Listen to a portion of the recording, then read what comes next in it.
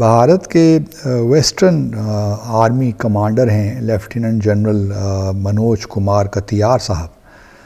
حال میں انہوں نے ایک بیان دیا ہے کہ پاکستان جو ہے وہ ہمارے ساتھ چونکہ جنگ نہیں لڑ سکتا، اس لیے وہ بقول ان کے دہشت گردی کرواتا ہے مقبوضہ جموں اور کشمیر میں. اور پہلگام کا جو واقعہ ہوا وہ بھی اسی سلسلے کی ایک کڑی تھی، کیونکہ ڈائریکٹ اٹیک تو کر ہی نہیں سکتا پاکستان، ہم سے جنگ لڑ سکتا ہے، تو اس لیے وہ اس قسم کی کارروائیوں پہ کر بھارت کو نقصان پہنچانا چاہتا ہے. لیکن انہوں نے ساتھ یہ بھی دھمکی دی کہ اگر اگلا کوئی ایسا معاملہ ہوا، پہلگام جیسا واقعہ، تو جو بھارت کی جانب سے ریسپانس ہوگا بہت ہی خطرناک ہوگا، ڈیڈلیئر، اٹ ول بی ڈیڈلیئر. تو اب معلوم نہیں کہ یہ بات کوئی منطق نہیں بنتی اس بات کی، چونکہ پاکستان اگر واقعی اس دہشت گردی میں انوالوڈ ہے، جو کہ وہ الزامات لگاتے رہتے ہیں بھارت کے لوگ، اور پھر تو ہمیں معلوم ہے کہ آپ کا نیا نارمل کیا ہے. تو ہم اگر آپ کے ساتھ جنگ نہیں لڑ سکتے، کنونشنل وار، یا آپ کے ساتھ جنگ میں جا ہی نہیں سکتے، تو پھر ہم یہ کیوں کروائیں گے؟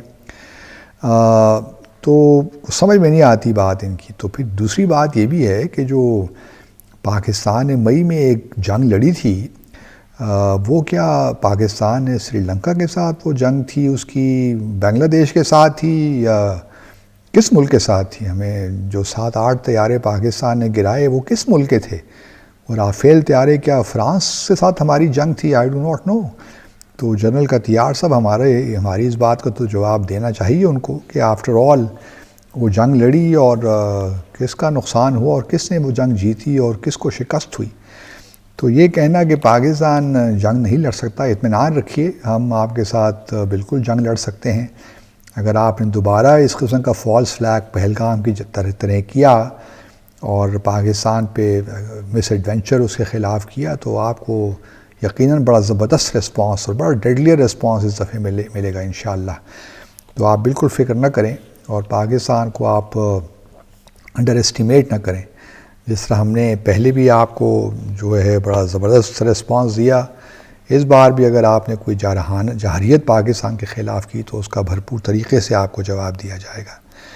دوسری جانب ہم سب جانتے ہیں کہ بھارت کی جو ہے اس وقت کوشش یہی ہے کہ وہ اگلا مارکا تو ہونا ہے، یہ کب ہوگا اس کا اندازہ نہیں لگایا، اور اس کو ڈیپینڈ کرتا ہے اس پہ کہ باہر بی جے پی کی حکومت پرفارمنس کیسی ہے اس کی الیکشنز میں مختلف جو آ رہے ہیں 2029 تک.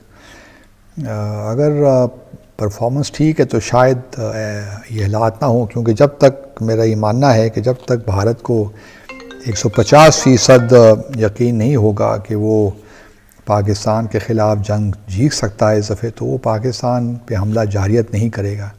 وہ اسی طرح ہی افغانستان کو استعمال کر کے یا TTP کو اور باقی جو ملیٹنٹ آرگنائزیشنز ہیں ان کو استعمال کرتا رہے گا.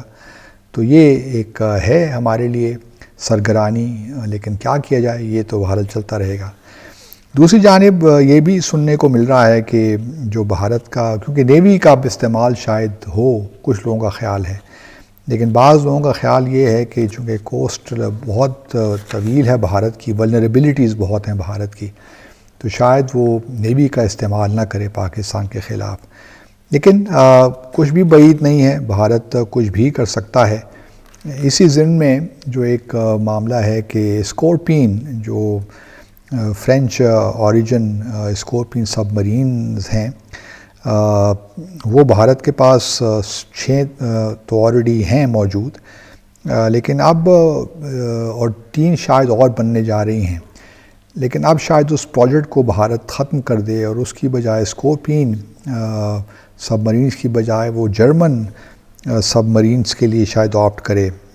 اور یہ جو ہیں ایئر انڈیپینڈنٹ پروپلشن ہے ان میں، اور اس کا فائدہ یہ ہوتا ہے ایئر انڈیپینڈنٹ پروپلشن کا کہ یہ زیادہ تر دیر تک پانی کے اندر رہ سکتی ہیں، اور تقریباً 2 ویکس. تو یہ ایک بڑی بات ہے، اور لگتا کچھ یہ ہے کہ یہ اوریجن، یہ جو ڈیزل الیکٹرک اور یہ اسٹیلتھ سب مرین ہیں، اور اس پہ تقریباً 70,000 کروڑ ان 6 اگر یہ سب مرینز بنتی ہیں جرمن تو 70,000 کروڑ کا اس پہ لاگت آئے گی، جو تقریباً $800 ملین ہے میرے خیال میں. تو یہ جی ہے معاملہ، اور بھارت تیاریاں تو مکمل کر رہا ہے کہ اگر نیوی کا استعمال بھی کرنا پڑے تو بھارت کے پاس سب مرینز ہونی چاہیے.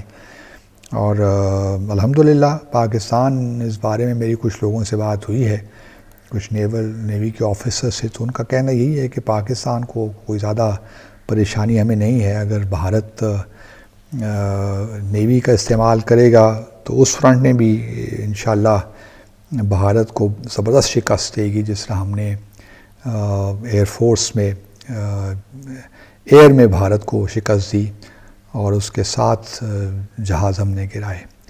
تو لیٹس ہوپ کہ سینٹی پریویلز ان انڈیا، اور وہ کوئی ایسا مس ایڈونچر نہیں کریں گے جس سے مزید ان کی جو کریڈیبلٹی ہے، ریپوٹیشن ہے، وہ خراب ہو. Thank you.